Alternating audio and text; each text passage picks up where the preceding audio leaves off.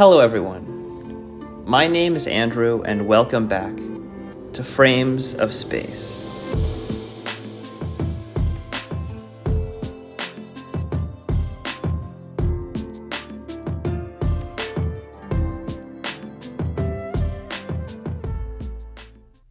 Alright, before I get to the meat of today's episode, I want to begin with an announcement, and it'll be quick and I'll be brief.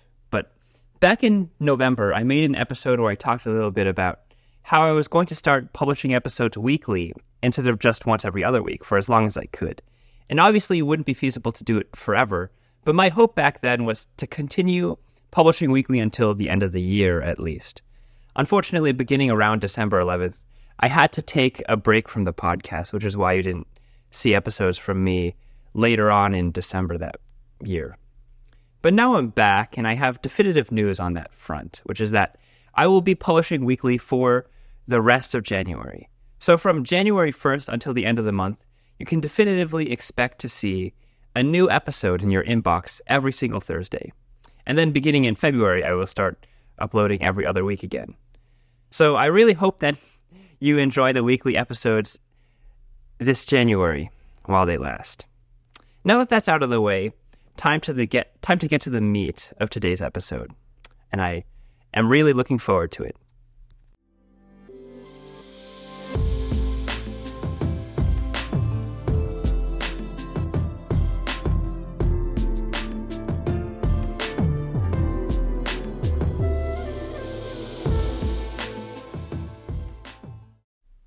So I've been thinking about something lately, which is simply a question. It's the question of, how do you even talk about the American right these days? Not in the how do we defeat them sense or the how do we save democracy sense. Those are real and important questions, and I do plan to get back to them. But just at a basic level, how do we even describe what it is? Because these days, when people talk about the right, they can mean a lot of things. They can mean Ben Shapiro, or J.D. Vance, or Nick Fuentes, or Candace Owens. And depending on which corner of the movement you're looking at, you might see Catholic theocrats, white nationalists, or tech billionaires, all within the same MAGA coalition. So today, I wanted to zoom in on that fragmentation. So this episode is a little different from your usual fare. You see, today's guest is someone who spent quite a bit of time reading and thinking through the intellectual factions within the American right and the conflicts that are starting to tear them apart. But unlike some of the political experts that I've interviewed on this show in the past, today's guest is not a well-known pundit or professor.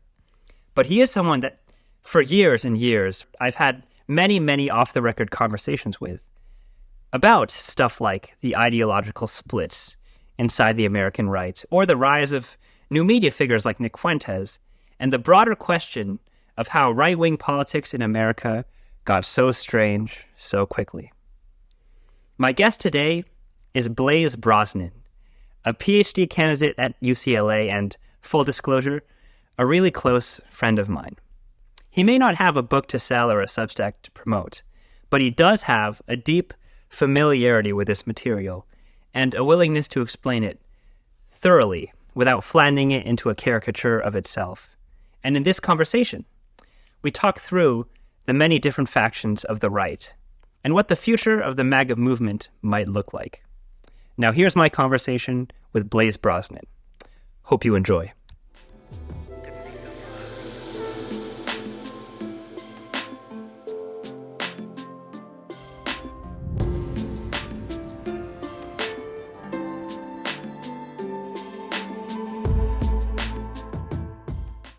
Blaise Brosnan, thank you so much for taking the time to come onto this podcast. Thanks for having me on. Yeah. So I guess maybe first, think of this like a table setting question. What is the difference? So as an outsider, as someone who's just does research on this every now and then, to me, I guess I want more information. So from your point of view, what is the difference between the new right, the dissident right, and the post-liberal right? Well, so it's, that's an interesting, I think all of them are very broad. The new right is a broad umbrella term, right? So the new right includes, maybe the main. They're all in short order. These are all overlapping partly overlapping terms. Yeah, I think they're all broadly overlapping terms, but there are some differences. So the dissident right is a wing of the far right that I think is more aligned with kind of white nationalism, or at the very least soft white identity politics as an ideology. And the dissident right, I would say, is more maybe more secular in character. They're very interested in the issue of race and mass immigration, and their goal basically is to kind of, restore, a kind of racial identitarianism to the American right. And so the kind of the history, if we're doing it on a historical level, there are figures like Sam Francis and Joseph Sobran in the 80s and 90s who were kind of predecessors of the dissident right and their concerns and their identitarianism, in their isolationism on foreign policy issues. I would say probably the kind of the godfather of the dissident right is, I personally say, in terms of a thinker pundit, maybe Steve Saylor, precisely because he's a primarily secular writer. He thinks that the problem of the American right is that they don't emphasize race and white identitarian concerns more strongly enough. He's an isolationist on foreign policy, and his concerns are mostly secular. I shouldn't say he's an isolationist, but he's at least he is non-interventionist, and his concerns are largely secular. Now, from that sphere, from Steve Saylor and so on, spawned figures further on, like Bronze Age pervert, kind of neo-reactionary figures, like Bronze Age pervert, Curtis Yarvin, and so on, Jonathan Kieperman of Passage Press. So again, I think the way you describe them, there are many differences in the individual ideology of each, but these are largely secular individuals concerned with, treat America, the problem of American liberalism's decline in secular terms, right? They're concerned with the issue of race and immigration. Post-liberal, right, I'll be much briefer with them. I think post-liberalism, my view is post-liberalism is a specific movement. It's not an umbrella term for all anti-liberalism. So someone like Fuentes may be an anti-liberal. Someone like Bronze Age pervert might be an anti-liberal. But he's not really a post-liberal. Post-liberalism is a specific movement that in many ways has to do with academic figures, like Patrick Deneen and Adrian Vermeule, that are basically Catholic theocrats who, in the case at least of Vermeule's an integralist. He wants the U.S. to be run, the American government be run under religious principles. So, he opposes separation of church and state, which is part of the First Amendment. Yes, exactly. And Deneen is more moderate in his view, but he's much less of an explicitly religious thinker than Vermeule is. But both these thinkers basically believe one of the fundamental problems of the U.S. is the separation of church and state. And also, the other key aspect of these thinkers are in a way a kind of radical extension. I don't know Deneen's thoughts super well, but these thinkers, in my view, are sort of a radical extension of social conservatism. They're not super concerned with race in many ways. A lot of them publish in, publications like Compact Magazine, which support a kind of multiracial working class conservatism. Their concerns are maybe, more with the increased secularization of American society, with the gender issues and so on, maybe with critical race theory in part.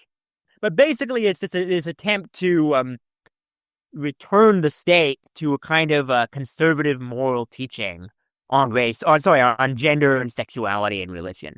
Rod Dreher is another sort of avatar of post-liberalism. He wrote a book called The Benedict Option way back in 2007, I think late in the late 2000s, which argued that conservatives should basically retreat from religious conservatives should retreat from mainstream society and form almost like autonomous communities in which they can teach their values free from the interference of the secular state. Maybe you're saying, maybe a lot of these people are the types of people where people like Deneen and, obviously Vermeule, sometimes they explicitly say this, but when they're not explicitly saying this, you can read between the lines, and it would suggest that there are a lot of, human rights abuses or like curtailing of freedoms that they want the U.S. government to pass in order to achieve the level of religious conservatism that they support. Would you consider that accurate? I would definitely agree with that, especially in the case of Vermeule. Vermeule, I remember, it's been a while. I mean, it's been a while. In some ways, post-liberals had their moment 3 or 4 years ago. I see much less in the media on the specific strain of post-liberals, like Vermeule and Deneen. Yoram Hazony, the Israeli national conservative, would maybe also count as one of these kind of post-liberal academics, but I see they're in some ways less relevant. But I agree, especially, I mean, Vermeule especially is, vaguely, is, directly threatens religious equality. That's what I'll say. Yeah, so this is giving me so much nostalgia to all of these like off-record like chats that we used to have about like all the different factions of the right and like what differentiates them. So A, I'm really glad that you're here, and B, I think that like a lot of the time, since we are Democrats and like we often traffic in like reading commentary from Democrats, like we often see the right from the perspective of like outsiders looking in. Yeah. But obviously you're someone who does a lot more research on the different factions of the right. So in your estimation, what are some fundamental misunderstandings that you think Democrats have about the different factions of the MAGA movement these days? Well, I would say, I mean, it depends on which Democrats you mean. I mean, do you mean ordinary Democrats or Democratic intellectuals who are themselves tasked with understanding the right? Let's go with both. So I think the flaws of both groups from a certain perspective are they share one very similar flaw. And that flaw basically is that there's a term in biology, I think it's from biology, called lumpers and splitters. So lumpers tend to be people who lump, subspecies or groups with or species with with a set of similar traits altogether. Splitters tend to be people who are do a lot of very fine taxonomy work. I would say the issue by far is that a lot of these people tend to be lumpers rather than splitters. They tend to view all these groups with a very broad brush. Oh, like they're all the same. Yeah. And I guess maybe like just since like maybe consider me an outsider, I mostly talk about democratic politics and like factions among the left. But like when I did all of this research into like Nick Fuentes and Tucker Carlson and Ben Shapiro and all the people that we're going to talk about, I think there was a part of my brain that like defaulted to wanting to see like to lump them in the same category, because I do genuinely believe that like at least from a moral perspective, basically all of these positions are just beyond the pale in my opinion. And I think that maybe me seeing things that way, it's very easy to go from there and go one step farther into seeing like these positions are all qualitatively and descriptively the same, even if they might be completely different from each other. That's at least my take, at least. I mean, I think that's a normative claim. That I think what you're saying there is, liberals go into this with a sort of normative claim. These positions are wrong. They share these fundamentally wrong aspects. For instance, they might all share a certain degree of racial prejudice or bigotry and authoritarianism. And I think for these for many of these liberal writers, like I think John Gans. Well, John Gans, I mean, I think he's pretty sophisticated, but even John Gans, for those who don't know, is this kind of liberal left, kind of almost Marxist adjacent writer. It's a Substack called Unpopular Front, which is largely, though not exclusively, oriented towards understanding the right. And what I would say is even he sometimes makes the mistake, that these factions are more similar than even a kind of close reading of what they say would make you think, right? I mean, so what I sort of advocate for is, there was a philosopher, I don't know if he may still be alive. I think he is, a Quentin Skinner, or philosopher, historian. He's the father of the Cambridge School of political theory or history. And he emphasized a brand of reading historical texts grounded on close textual analysis and not imputing assumptions from your worldview onto them. So, and that involves viewing things in context as well.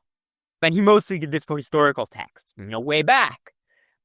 But the idea, I think, stands the same, that if liberals let these thinkers speak on their own terms, they could understand the distinctions in a lot more productive ways. And one example I give of this is many liberal commentators on, writing about Richard Hanania for a very long time, and it's only now changing as Hanania has become kind of a full-fledged liberal, always maintained, just because Hanania was a Nazi in 2009 as a young 20-something, he must still be a Nazi now, and he must still be a white supremacist. And even though he is, he had written in support of mass immigration, he'd written in support against white identity politics and against racial collectivism, he had said bigoted things. And yeah, and even if he wasn't as bigoted, you could argue that like even 2 or 3 years ago, he still said stuff that was like very clearly prejudiced, or at least like had prejudiced undertones to them.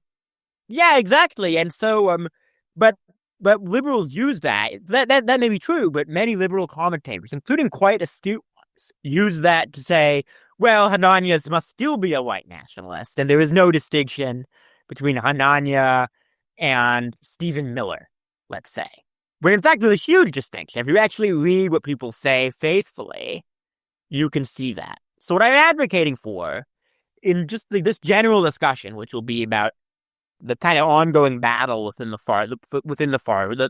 American right, I'll advocate for, yes, reading between the lines, because a lot of right-wing speech is grounded in irony and pushing the boundaries, innuendo and hyperbole. Or or they might be subtly implying a point that is more bigoted than the thing that they're explicitly saying. That could also be true. Yes, I mean, that's what I mean. That's all true. But at the same time, we also have to take some of their positions at face value and some of their disagreements with each other at face value. I think that's, yeah. Yeah, so I guess this, thinking once again back to all of those really helpful conversations that we've had over the past few years, where you have definitely pushed my own understanding and helped me to be more cognizant of the ways in which different factions of the right are often at each other's throats and often like very distinct in the same, even though people on the left might say, oh, like Patrick Deneen and Tucker Carlson and like Ben Shapiro are all the same, when in reality they're just like completely different. I guess the one thing that I will say, and this is the liberal in me, is that I do think that from a normative perspective, all of these people have like completely beyond the pale positions. But that's all. That's what I'll say about that. I think in general, there is this perception. I think this perception is a little bit stronger on the left, but it might exist on both the left and the right. There's this perception that in general, the right is more unified than the left. Like conservatives are more unified than liberals, and conservatives are more willing to fall in line with a leader than liberals are. How accurate do you think that statement generally is? I mean, that's interesting. That is a really interesting question. I mean, and it's especially relevant to what we're going to be discussing now, because right now, what is going on in effect is a feud over the future direction of the Republican Party. And it's because the current leader, Trump, is on his way out. He's even saying, I'm not, even though, he's Trump, so you never know. He's even saying, I'm not going to run in 28. It seems like Vance is the successor. But what that's going to mean is contested. It's up for debate. And, I mean, I don't know if that's true. I don't know if it's true that generally, the right is more willing is less factional than the left and more willing to seek a leader. I think what we can definitely say is in the Trump era, the Republicans have been much better at, holding themselves together under Trump, because Trump is this kind of extraordinary strongman figure. Yeah, like the lead up to the 2024 election was a very good example of this, where you got so many different people from so many different sides, like everyone from like Mark Zuckerberg to J.D. Vance to Joe Rogan were all like in support of Trump. Exactly. Yeah, I mean, but I think historically the left has had big tents, like FDR, for instance, right? FDR was a very trademark big tent politician. Even until the even into the 90s, the Democratic Party was a big tent featuring under Clinton, featuring everyone from Southern whites to working class African Americans to educated, intellectual elites and so on. And so I think the Democratic Party can be a big tent. Although I do wonder, the one thing I do wonder, kind of to your point, that maybe the right is more unified. There's a famous Richard Hanania piece, which is, like some of Hanania's articles, it's sort of a kind of something many social scientists knew in the past, which is that right-wingers in the U.S., they tend to be not as highly educated as the kind of gentry left. They tend to be less ideological in a certain way, and more the ordinary rank and file of the party. There's an article Richard Hanania wrote. Liberals read, conservatives watch TV. Is this downstream of like educational polarization that we've seen in the past decade? Yes, definitely. It's definitely downstream of that, where Republicans are increasingly less educated than liberals are.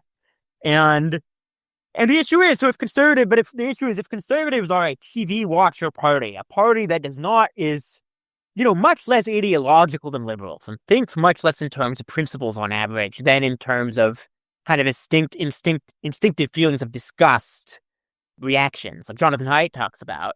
Oh, like how conservatives are more likely to feel disgust than liberals. Yeah.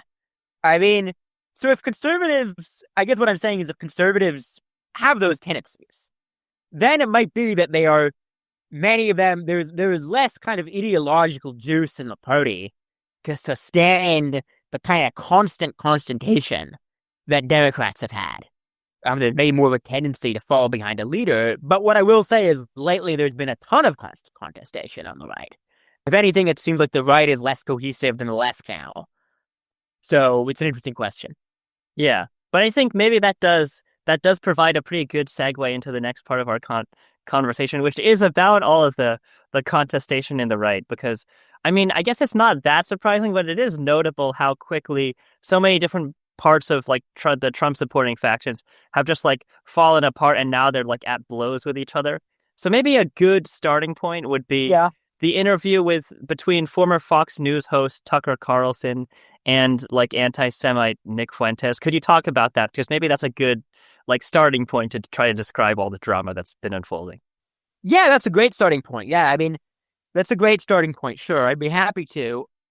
First what I want to do is give some context on Nick Fuentes, who he is, what his influence in the party is, which is, again, so Fuentes is a young, sort of white nationalist, although his ideology is very peculiar. He's Catholic. He's sort of a proponent of, historically, he's been a proponent of Catholic theocracy, but now he's more coy about it.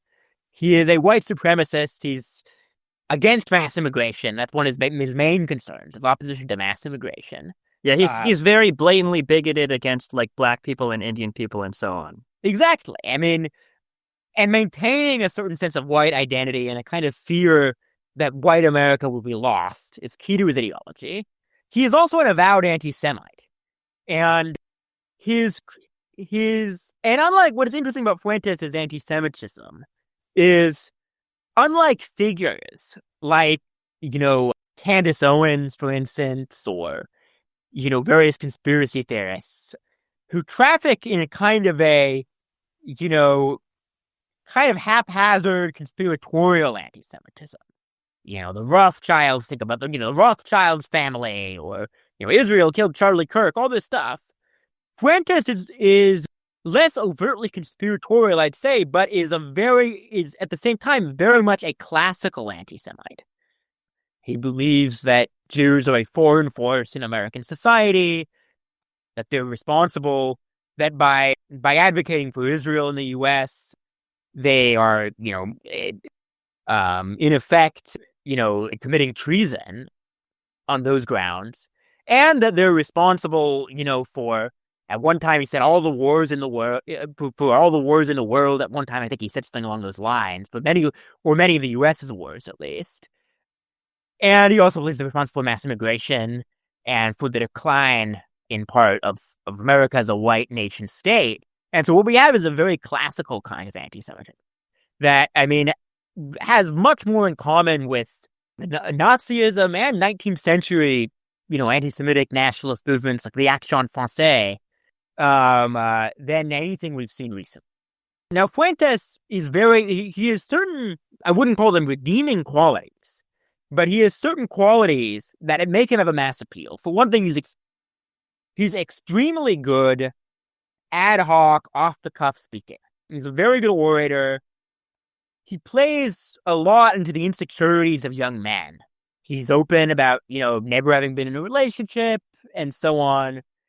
Oh, he literally describes himself as an incel. He does, yeah, which isn't even true. I mean, he's really a volcel. I mean, but he, and he's very funny. And so a lot of people, and so as a consequence, in the past year, he's become increasingly prominent. His content regularly goes viral on Instagram. He does more and more collaborations on fairly mainstream shows. And so the latest of these things. So in essence, okay, the other sort of key aspect, now that we've described as an ideology, is Fuentes has a set of followers. Fuentes' goal explicitly is entryism within the Republican Party. Now, what is entryism? Entryism is a very interesting strategy whereby members of usually a more radical faction will try to join a party and kind of superficially pretend to, agree with the party's main talking points and so on, all the while rising the rank and file and gradually kind of bending the party to their views. There's actually a phrase, and ironically by forget his name, but an West German Marxist from the 60s that kind of describes this as a long march through the institutions. He argued that the left has to do this kind of long march through the institutions, so take power through liberal institutions. Fuentes' goal, basically, he has these followers, these very, very devoted followers called Reupers, and one of his goals is to do a kind of entryism and encourage his followers, his ethno-nationalist, anti-Semitic followers, to join the lower and mid ranks of the Republican Party as staffers on the Hill and so on, and basically gradually use whatever policy influence they have and discourse influence to subtly inject politics with their views. And according to some people, this has been quite successful. I mean, Rod Dreher, the religious conservative, sort of post-liberal adjacent author of the Benedict Auction, he says, now, he's not completely, for reasons I won't go into, he's not maybe a completely accurate source, but he says that about 30% of young Republican staffers on the Hill are Fuentes supporters, or at least adjacent. So that's sort of a description of who Fuentes is. Now, how does that relate to the Tucker interview? Well, Tucker Carlson is also a gatekeeper on he's a much more established gatekeeper on the right. After his ouster from Fox News, he has maybe the most popular politics podcast in the U.S. right now. And he's a close ally of J.D. Vance, who is very likely a presumptive Republican nominee. Tucker is similarly an ethno-nationalist, Israel skeptic, has on some views veered into anti-Semitism. But historically, before this podcast, Tucker had criticized Nick Fuentes as being overly identitarian, as being overly in support of identity politics, as being a Fed, in Tucker's words. I mean, an interesting thing about these people is all of them are very conspiratorial. And that's a commonality many of these factions share, not all of them. I think the Ben Shapiro, Daily Wire faction, less so. But I mean, Candace Owens, Fuentes, Tucker, they're all very conspiratorial. They love to accuse each other of being Feds. And so Tucker had previously been quite critical of Nick Fuentes. But then he decided to have Nick Fuentes on his show. He gave Nick Fuentes a fairly chummy interview. And yeah, it was a softball interview. Yeah, it was a softball interview where he sort of disagreed with Fuentes on some things, but lent credence to a lot of his grievances. And ever since that interview, there has been sort of a firestorm on the right.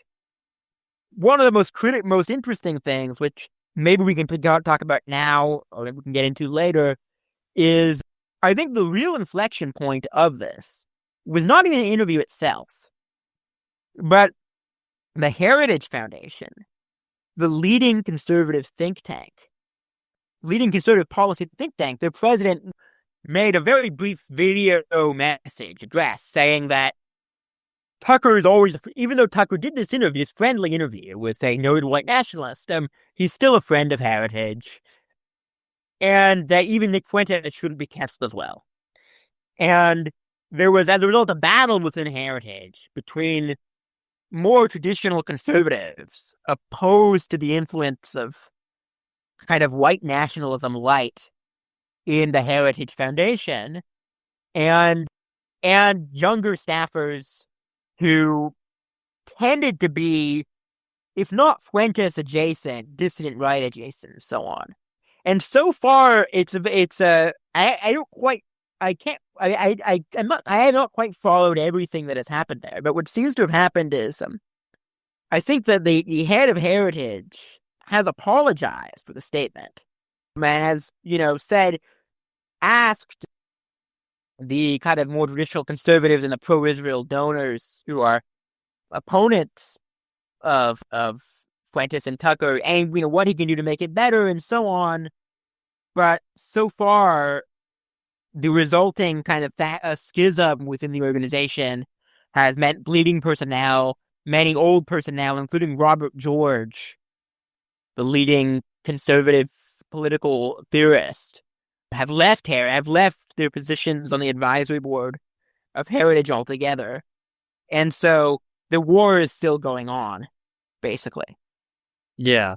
So who would you say are the main, high profile right wing commentators that are in direct opposition to people like Tucker Carlson and Nick Fuentes right now? And what's the difference between their views and the views of people like Tucker Carlson and Fuentes?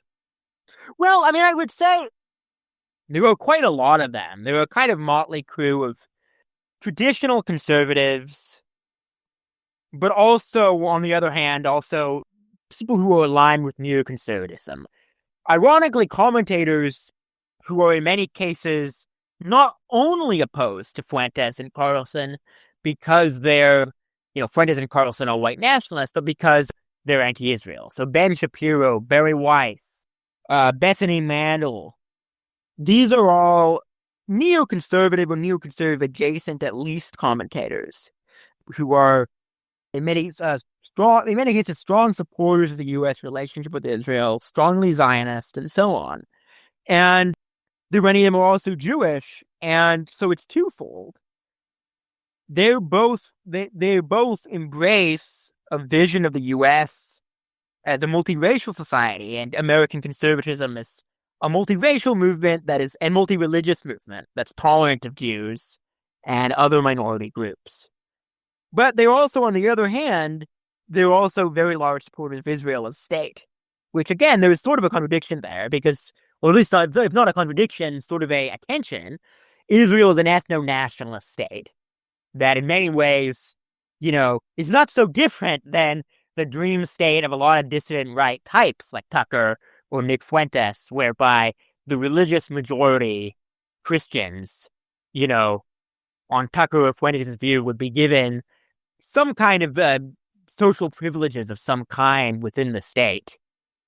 And religious minorities or ethnic minorities would have to subtly tiptoe around them. And so that's a contradiction there. But what I should also add is it's not what they were. One of the reasons they are so worried about this, and that the dispute is going on so intensely now. And for so long. Well, for so long, but especially now, is two things. One, there's a power vacuum with the untimely death of Charlie Kirk. But two, there's also a major power vacuum in the party because J.D. Vance will likely be, or more likely than anyone else, be the next Republican nominee. What J.D. Vance's positions are, what his actual positions are very, I think much, much harder to actually guess than the typical politician. I mean, and why is that? Well, J.D. Vance has spent his entire career essentially changing his views to fit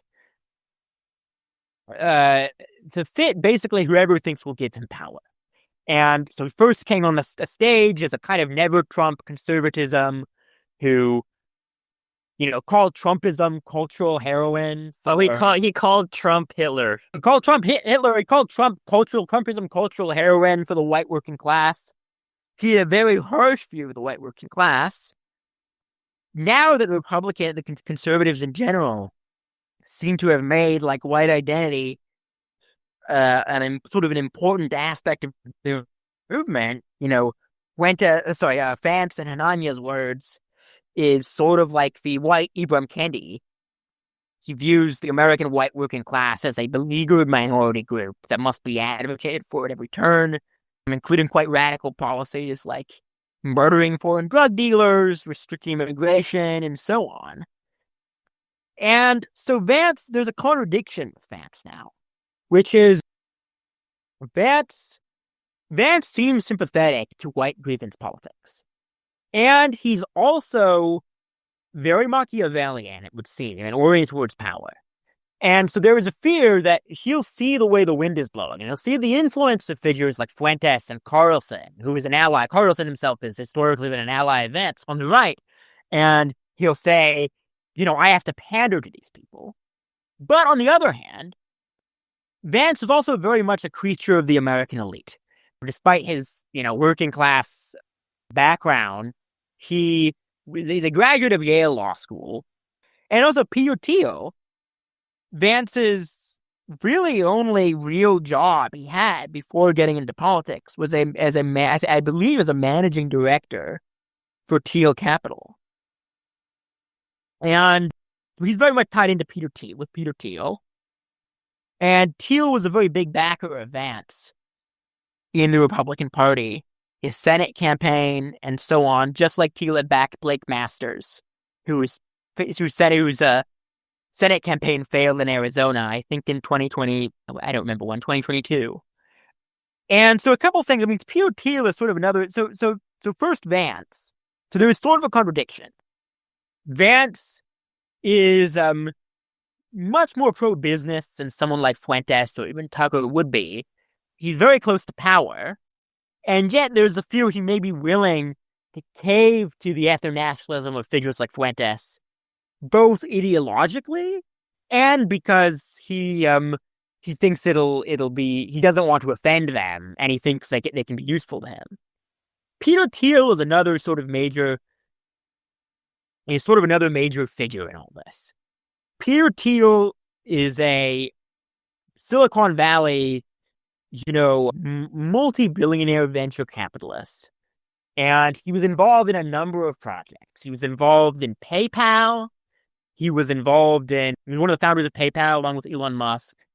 He was also one of the founders of Palantir, which is a major, a surveillance technology company. And he also runs Thiel Capital, which is a major venture capital firm. Peter Thiel is in some ways quite radically conservative. He is anti-feminist, quite radically, and he's known for saying that something along the lines of American democracy couldn't survive granting women the right to vote. He is a critic of democracy. He thinks that if given a choice between freedom and democracy, we should choose freedom. And so he backs very radical right-wing anti-immigration candidates like Blake Masters, J.D. Vance. He's even been present at various dissident right events like the Passage Press Ball. Passage Press being a sort of new right publication that is maybe much more highbrow than what Fuentes and Carlson are pitching, but sort of very kind of authoritarian coded. They have they publish Steve Saylor and Curtis Yarvin, two race realists, in Curtis Yarvin's case, openly anti-democratic and neo-reactionary writers. So what is Peter Thiel's position on the whole Carlson, Fuentes, Ben Shapiro, etc., infighting? Well, that's what I was going to get to. So I think Peter Thiel is in part staying out of it for now, but it's a bit ambiguous because Peter Thiel is gay. He is, a supporter of international trade. He's very capitalistic in his worldview, and he's anti-democratic, which means he's not completely a populist. But on the other hand, he has backed, he has backed very race-conscious politicians like Blake Masters in the past, and he's friends with Curtis Jarvin and so on. And I personally view Vance's views, if Vance has any views, my personal guess is Vance is probably, I don't think you can quite understand Vance without understanding, Peter Thiel and that kind of world that he came out of.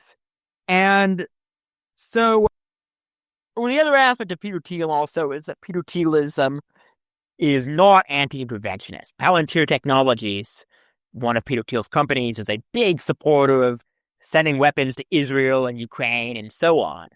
So in many ways, the project of Fuentes and Carlson are really very different than that of Peter Thiel. And so one way of thinking of what Vance might do is he might be kind of, coyly playing with, and not denouncing these, kind of more radical forms of ethno-nationalism. But he might actually be, say, a Peter Thiel type who, wants to use these forces for his own ends and wants to use them, yeah. So, it's idle speculation at this point. But the point is, the question is the battle is in part over what are Vance's positions? Is Vance a supporter of, could Vance at least be friendly with or embrace the Groypers, the Nick Fuentes' followers, as part of his coalition? And there's many kind of ways we can think about this. Vance's historical positions, Vance's relation to Peter Thiel, but that's kind of for another day. What I'll say now on this topic to kind of wrap it up is that Vance so far still has not completely, he's been very afraid to fully denounce Fuentes. So even when Fuentes said about, he used a racial slur to refer to Vance's Indian wife, Vance told Fuentes to eat shit, and he said, I'll denounce anyone who insults my wife. But he never gave a full-throated, he's been cautious not to give a full-throated denunciation of Fuentes' ideology. And Fuentes, for his part, is very transparent, because again, the Fuentes movement is pushing a kind of entryism. So he's very transparent about his goal of basically pushing Vance to allow the Groypers into his coalition and campaigning against him if Vance does things that, he sees as antithetical to his goals, like supports Israel too much, denounces ethno-nationalism too aggressively, denounces his movement too aggressively.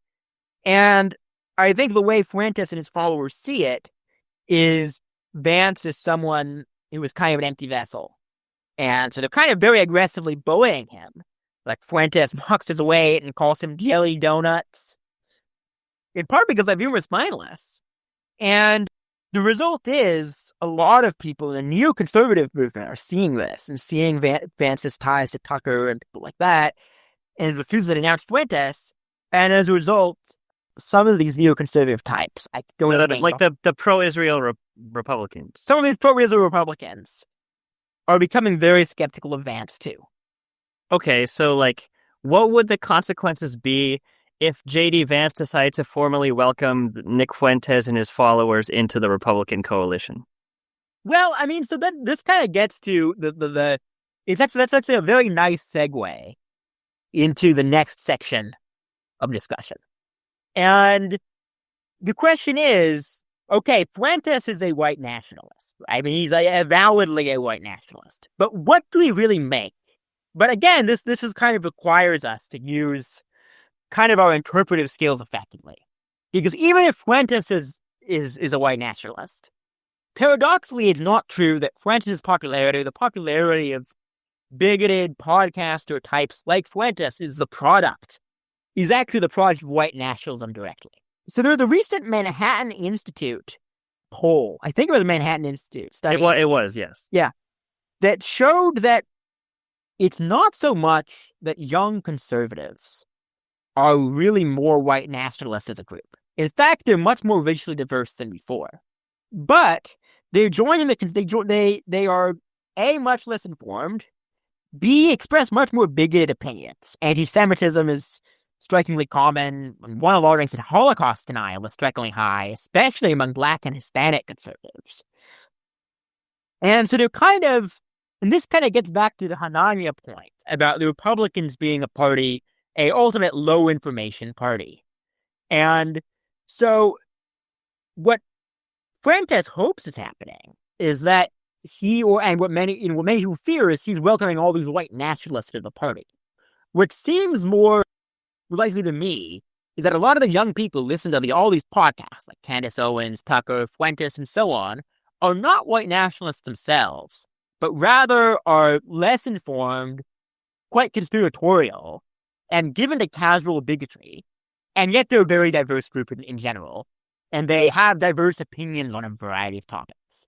And so I think one scenario is the welcoming of figures like Fuentes or Candace Owens into the party wouldn't even necessarily mean a party that is more white nationalist than it is today.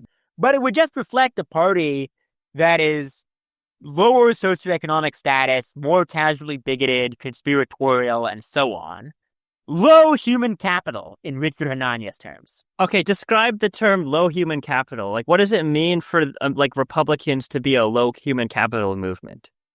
Well, it means, so I'm taking the term low human capital from Richard Hanania and Anatoly Karlin. Richard Hanania's, and again, elite human capital is the term that Anatoly Karlin introduced, Richard Hanania expanded on. And elite human capital is the, people who read regularly, are, cosmopolitan-minded, not highly bigoted, try to think in terms of rational debate, went to good schools. Low human capital is the opposite. It's people who are undereducated, underinformed, conspiratorial, driven by tribal prejudice. But notably, not necessarily all that ideological in many cases. You could be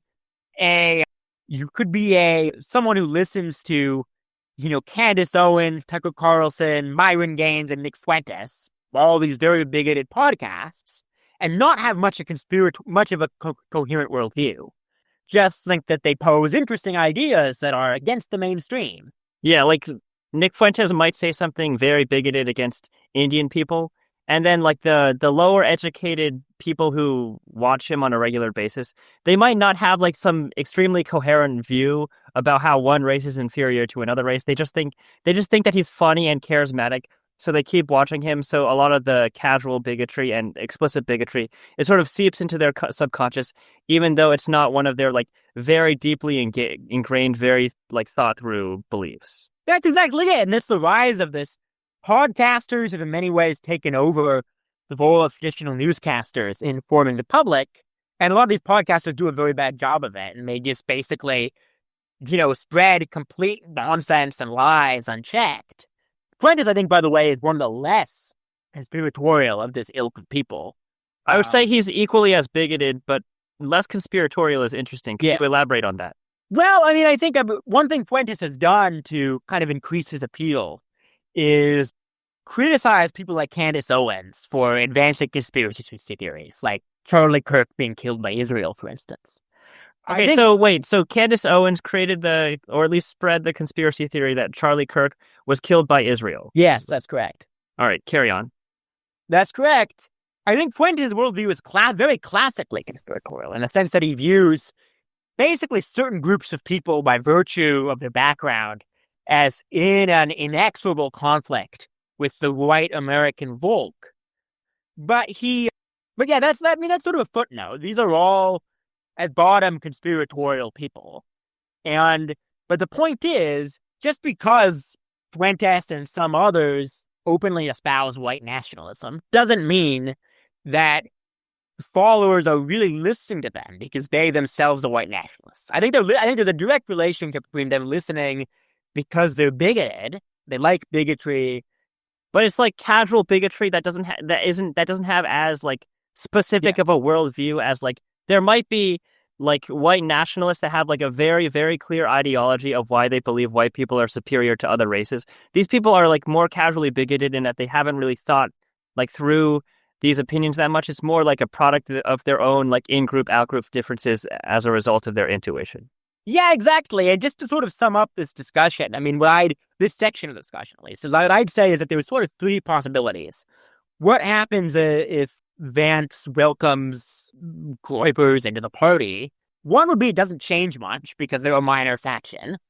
And the Republican Party has already been willing to like traffic in overt racism to agree where this wouldn't really change things much. Yeah, I mean, two would be that it's just kind of downstream of the Republican Party's descent into bigotry and conspiracy theories, but it's not actually going to make the party more white nationalist than it already is, which pretty effectively. Trump has, I mean, it's the elephant in the room. His foreign policy, his immigration policy goals are very explicitly white nationalist. It's to drastically reduce third world immigration, to give foreign whites, like white South Africans, a refugee status when they're persecuted abroad. And that's not to mention the explicitly racist stuff that he says about like Latinos. Yeah. Exactly. Yeah. So I think, I mean, I don't know how consequential Fuentes' stance on the Groypers would be. I think, Vance's stance on the Groypers would be. I think what is kind of notable, though, is that among opponents of Vance, among this kind of Barry Weiss, Ben Shapiro, Mark Levin wing, what they're sort of trying to do, their goal is actually, in a way, it's kind of counter-revolutionary. And their goal is basically to, I think, return the Republicans almost to a more kind of standard pre-Trump conservatism that's very pro-Israel, at least somewhat colorblind, except maybe with questions related to Islam and Islamic immigration, open to talent, open to meritocracy. And I think they realized, maybe too late, Ben Shapiro, Barry Weiss, the people at Ben Shapiro, that the Republican Party now, which is increasingly ethno-nationalist and Christian nationalist, that they'll basically be an endangered minority within the Republican Party, and that their best hope for shaping a kind of conservatism that they're personally comfortable with is to basically go against the kind of more, not only Fuentes, but also the more ethno-nationalist wing of the MAGA movement, people like Vance, people like Tucker in general.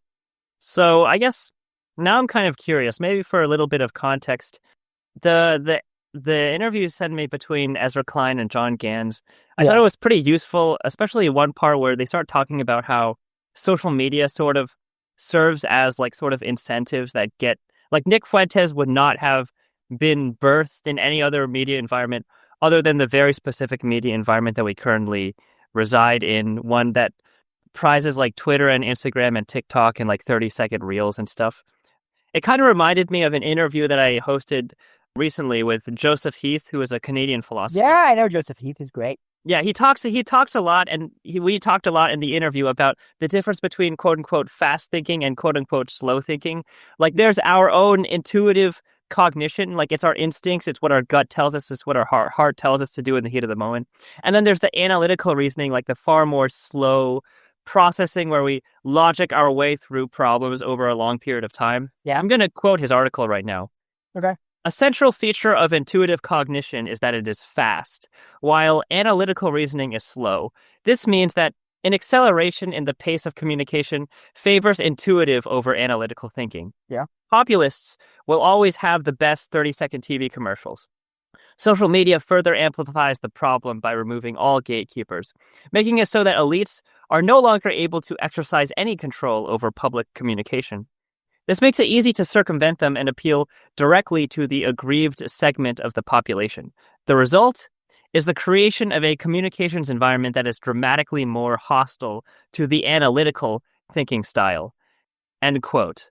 I keep thinking about that because, like, You know how there's a difference between the ways in which populist politicians speak and the ways in which normal politicians speak? Like, Yeah. politicians speak, they measure their words. They tend to talk a lot more slowly. Like, you can tell that there's like a filtering system where they decide what to say and what not to say. Yeah. Whereas Trump, he just says what he thinks. Like, there's absolutely no filter, which is why people think that he's honest, because he has no guile, like Yeah. Joseph Heath might say. It does make me wonder, maybe the edginess of the new right is a direct byproduct of social media algorithms, because social media algorithms reward a faster and more quote unquote intuitive line of thought, which is kind of like how populist politicians speak in a more stream of consciousness-y way, which makes them be seen as more authentic. What would you say to this theory? I think it's a very good. I hadn't heard that theory before. In fact, you sent me that article and I didn't read it, and now I will read it. Now I will read it. But I think that's very accurate. I mean, I think I mean, I'm hesitant to say accurate because I haven't looked at the data, but I think there's a great degree of empirical evidence off the top of my head for that claim. And for one thing, one interesting thing is there's a sort of set of libertarian scholars like Jason Brennan at Georgetown, Brian Kaplan at George Mason, who advocate for something called epistocracy. And epistocracy is basically the idea that, in its mildest form, it's the idea we should not encourage the people who are ill-informed and uneducated to vote. I don't advocate that view. But one of their arguments, these are libertarian thinkers, who are in part advocates for epistocracy, kind of based on their policy preferences, which are free trade, open immigration, basically full and open borders libertarianism. Their argument is they know democratic publics, especially now, won't grant those views precisely because people are very tribal. And publics can make systematic errors and make systematic, judgments based mostly on instinctive group prejudices and so on. And so their argument is, if we want a reform of democracy and we want, the most efficient political system that leads to the best results, we need a politics that, sort of rejects this kind of a zero-sum, ethnic kind of prejudicial thinking. And their solution is basically epistocracy, which I do not support. But I think it's true, though. I think your broad theory is basically true, that conservative, politics, social media, first of all, social media has taken over the news cycle, essentially. More people get their news from, Tucker Carlson is one of the most significant news sources in the country, even though he's not affiliated with any major network, just as a podcaster. Same with Candace Owens and so on. And I think it's a couple things. I think there are no guardrails. The only guardrail now is what gets clicks, not what passes through, a set of editors or overseers or people who are checking the content for quality. And two, since it's social media, what gets clicks is what creates an emotional reaction directly. And I think populist thinking, topics of race, ethnicity, identity create emotional reactions. And so I think a large part of why these identitarians have become so popular on the right, and maybe even among the woke left in the 2010s, because the woke left-wing kind of wokeism or BLM type politics, that was fueled in large part by social media as well. It was in some ways a bottom-up movement. Yeah, but even in that case, those people tended to be far more educated. Yes, exactly. So, but I mean, the point is basically, yes, I think the social media algorithm does not control for quality in the same way most network news does, is much more oriented towards quick emotional reactions rather than rational thinking.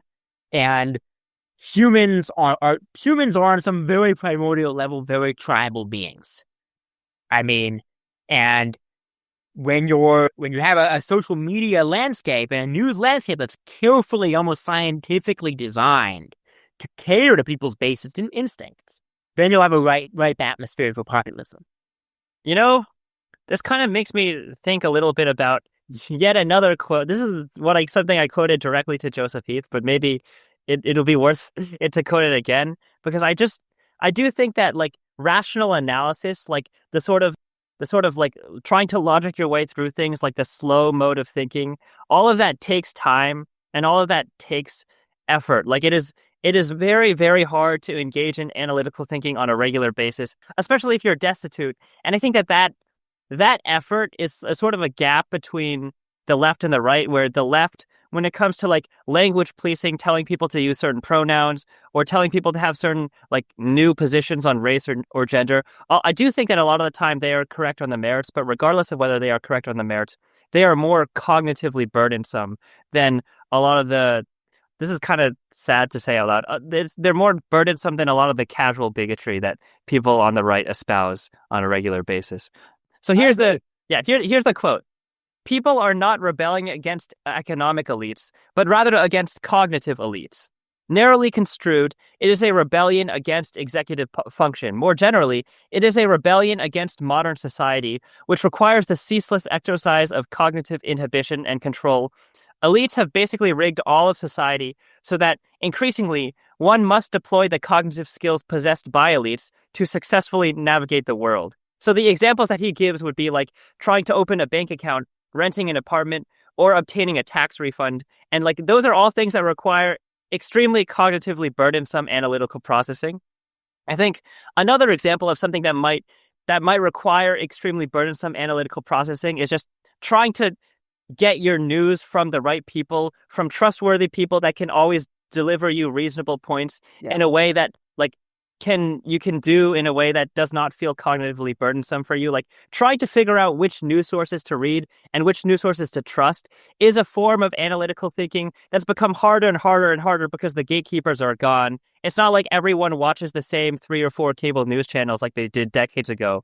Like the news environment and the political commentary environment is getting more and more fragmented so that it requires more and more cognitive effort to figure out what the right sources are to listen to. And it is so much easier to just listen to the people that your social media algorithm are recommending to you because the social media algorithm on a subconscious level knows that like the stuff that you watch that it provides for you is the stuff that like caters to your whims and your desires and your intuitive, fast thinking method, and therefore is going to be much less cognitively burdensome, even if it results in the racism and sexism of someone like Nick Fuentes.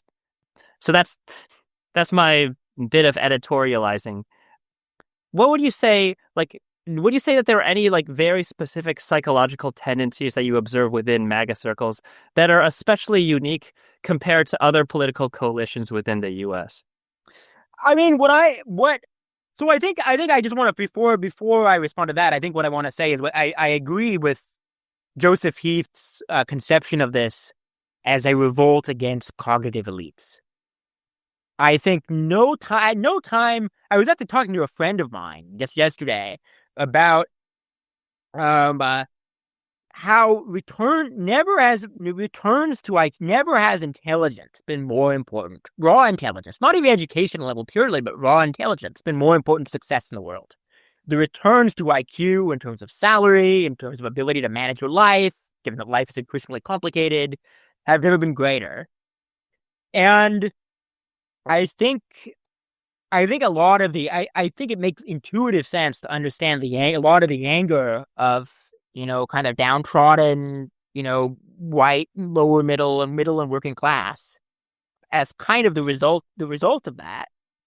But I mean, in terms of the MAGA movement in general, I mean, it depends on who.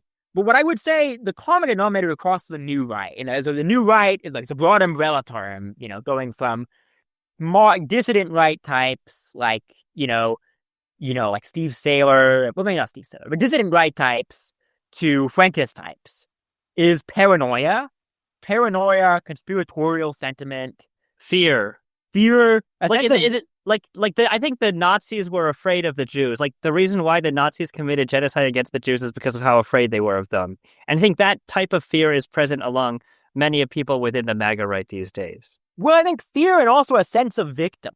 I mean, as Richard Hanania has said it, Hanania has written a couple articles on the appeal of Groyperism within the Republican Party. He basically says that Republicans are already, the Groyperization of the Republican Party is very much underway. And it's not because most of the supporters of Fuentes, they aren't, but Republicans have adopted the aggrieved white, just like Democrats in the 2010s, adopted the, impoverished, disenfranchised Black person or, transgendered person as the kind of at the top of their kind of totem pole of victims. Republicans have adopted the white male, the aggrieved, dispossessed white male, as this kind of most sacred, most victimized figure. And when you already have a party talking like this and opposing immigration on the grounds of its, supposed harm to white males and white civilization in general, and talking about whites, the dispossessed victim of replacement and white genocide, then what Fuentes does, adding anti-Semitism, really almost seems like just a minor change. It's not that far off. And so I think paranoia and a deep sense of grievance are very important for understanding how the Republicans operate. Yeah, but I do really like the point you made about how the anti-Semitism of someone like Nick Fuentes, it's not really that far off from like the very blatant white nationalism that Republicans espouse. Maybe this is a good time to ask the question.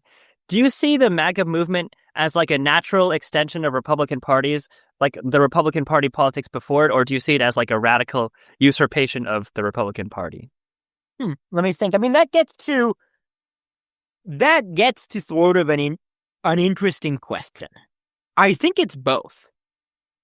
I think one of the reasons, and this gets to structural factors. So we've discussed several structural factors in how it is that, the American conservative movement proved so vulnerable to authoritarianism. Like the revolt against cognitive elites is an example of a structural factor.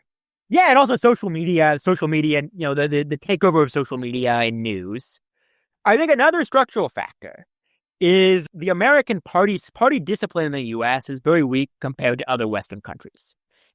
So in a country like Britain or Canada, Britain or Canada, which have countries like Britain or Canada, which have much more restrictive systems in terms of how party leaders get elected. And usually they can't be some random dark horse who who's never been in the party. They have to be a parliamentarian. They have to be someone who's steadily, through consensus building and so on, kind of worked their way up through the ranks.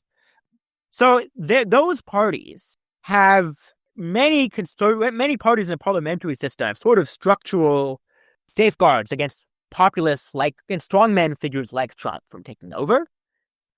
The American Republican Party and the Democratic Party, for that matter, doesn't have that, precisely because primaries are this fully democratic process that anyone can run in, whether or not they're a member of parliament or not. It's running for an executive position, president, not. It's just like how when Trump first ran for president in 2016, he had never been an elected official at all. Yeah. So that's the point. I mean, there's structural vulnerabilities, which is there's very little there's much fewer safeguards within the party system in general because the parties aren't that disciplined or strong against strongmen. And it's true also for other reasons. The Republicans, the shift was already underway. The Republicans were becoming a party that was increasingly popular. I mean, ever since really it started, it's been going on ever since Nixon's Southern strategy, slowly, that were increasingly popular among rural, working class conservatives, the religious right, and so on. Yeah, people who might have like somewhat prejudiced inclinations. And some writers like John Gans have made the case that, this kind of populist wing of the right was already in many ways, basically the rise of populist conservatives like Pat Buchanan, Pat Buchanan was a very influential conservative in the 80s and 90s. He campaigned against George H.W. Bush in the Republican primary in 1992, I think. Figures like him were kind of an antecedent of Trump because they were anti-trade, populist, in some cases used white identitarian rhetoric, isolationist on the foreign policy stage. And so there's a long history. The long story short is there's a long history of isolationist populism and demagoguery in the Republican Party. I think the fact that the Republicans were, even before Trump, shifting further and further downscale, becoming more and more the province of the party of rural conservatives, and so on, and of the less educated. I think that accelerated the process and made it so, while a Pat Buchanan figure in 1992, or a Ross Perot figure, Ross Perot was running as an independent, was not able to gain ultimately Pat Buchanan was not able to gain a foothold of the Republican Party in 92. And so that kind of populist, conservative, paleo-conservative, whatever movement was thwarted. I think things got to the point within the party that the dam, in a way, against this stuff basically burst. And like there used to be some kind of dam, like holding the Republican, like it would prevent like the Republican Party from like overtly supporting the types of bigotry that they sort of support nowadays. Is that what you're saying? Yeah, exactly. And the dam was, I mean, they still had to appeal in the 90s to a lot of very highly educated and wealthy voters. Now, ever since then, as recently as 2012, I think being Republican was correlated with being educated and wealthy, both of them. Actually, now it was true the highly educated PhD types were, often had a liberal bent. Now, people with college degrees, white college degree people were often conservative. But the point is, I think the Republicans, just to distill it into 3 bullets, Republicans have always had a right-wing populist, paleo-conservative strain. They were becoming more and more, they were appealing more and more as the years went by to less educated voters. And eventually, the charisma of Trump, and Trump himself is a very unique figure, combined with these structural factors, eventually led this to happening.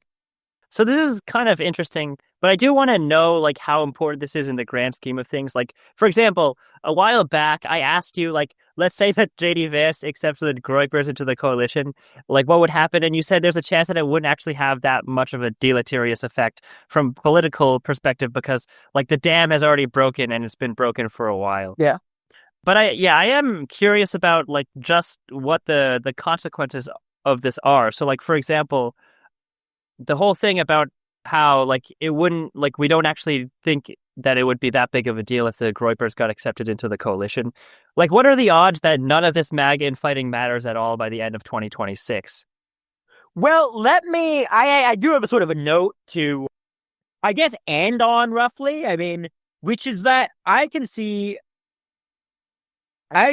several paths to Republican. So a broader question is, what is the future of the American right as a whole? That's a broader question. What is the future? What direction is the American right going in? And all right, Miss, maybe I'll ask the question formally. What direction do you maybe the final question, what direction do you think the American right is headed in broadly? Well, I mean, so I think there are several paths, right? So, I mean, one path is, after Trump, after Vance takes over, he's actually a much more respectable and ordinary conservative than anyone's thought. The bigots and conspiracy theorists and ethno-nationalist types become a kind of footnote within the party, and the party kind of nicely just moves on. I think that's very unlikely for the structural reasons we discussed. There are structural reasons why the Republicans have become so populist. And there are a wide range of them. It's not just Trump. So that's one path. Another path is that they will trend even more explicitly ethno-nationalist, i.e., you'll have Republican candidates, openly being, dog whistling to Groypers and so on, openly making anti-Semitic dog whistles and, even maybe becoming anti-Zionist and opposing Israel. Now, so that's one path, that they'll become even more race conscious and ethno-nationalist. There's more Fuentes types to integrate into the party, and because they're already so ethno-nationalist already. So I have that under, I think the way you could think of that as a single concrete possibility is, they'll become even more racialist. The other pathway, the third path, I personally think, so if I had to guess, you put a bullet to my head and I had to guess, I think what's more likely is that they will become more conspiratorial and willing to engage in casual bigotry, but actually less ethno-nationalist than you're seeing right now. And why? Well, their base is becoming more diverse. The followers of a lot of these, kind of low-info conspiratorial podcasters that drive a lot of the conservative news cycle are themselves very diverse. And I think one thing to consider is, from the Manhattan Institute polling data, is that, there is something of a disjuncture between young activist elites within the party, young 20s, urbanite, radical conservatives, who are in many cases very ideological, very oriented towards white identitarianism. And one example would be the New York Young Republicans Club recently had a gala, and they gave Jared Taylor, very famous white nationalist and publisher of the American Renaissance website, VIP treatment. So it seems like this kind of ideological white nationalism is actually more popular, maybe among elite urbanite conservatives within the movement. So, the idea is this kind of ideological white nationalism, which we're seeing from the Trump White House, that we need to end all mass immigration, right, is a very intrinsically ideological position. And it's a position actually driven, but more by elites within the party, more so than the masses. Because as the Manhattan Institute data shows, young conservatives are actually all over the map on racial issues and even immigration. And so my guess, if I had a guess, basically, I think it's unlikely that, the neoconservative types will have their way and they'll return to the kind of traditional 2005 vision of conservatism. I also think it's somewhat unlikely that they'll remain as explicitly ethno-nationalist as they are. I think we're at kind of a high watermark of kind of faux racialism as an elite movement. I think what's more likely is that they'll become increasingly a low human capital party, more conspiratorial and bigoted, but not ethno-nationalist, as their base is becoming more diverse. So in a way, less ideological. And I think to kind of close on the kind of chaos within the party between, streamers who have all sorts of views, espouse openly bigoted views, but often have all kinds of backgrounds themselves, J.D. Vance, new right types, the way the party is descending into chaos, I think kind of hints that what we're going to see is actually maybe what emerges is a party that is even less coherent ideologically in the end. And in many ways, even more of a big tent. Yeah, so less coherence, more of a big tent, and more low human capital. I guess we're just going to have to keep our eyes open about what that might mean for the future of America. And of course, what it might mean for, the big question also is, what will it mean eventually? This additional question that was asked, I think in 2020 a bunch, is what will it mean for economic policy too? Because there are many Republicans who on the basis of Josh Hawley, even J.D. Vance, who on the basis of their shifting base have taken economic populist positions. So far, except on the issue of trade, they tend to be, not big, very skeptical of the welfare state and so on. And, not in favor of, welfare state, big government type policies. People like, these kind of advocates of working class, multiracial conservatism or whatever have argued for a while that maybe that'll change. Maybe as the Republicans become more of a low education party, they'll adopt more redistributive policies, like many working class parties have in the past. But that hasn't come to pass so far, and so that remains to be seen. Yeah, but I guess maybe that just makes us even more curious about what the future portends for Republicans in the next decade or so. Exactly. Blaise, thanks so much for having this chat with me on the podcast. I really enjoyed it. Thanks so much. Thanks for having me on. It was a pleasure. Anyway, see you, man.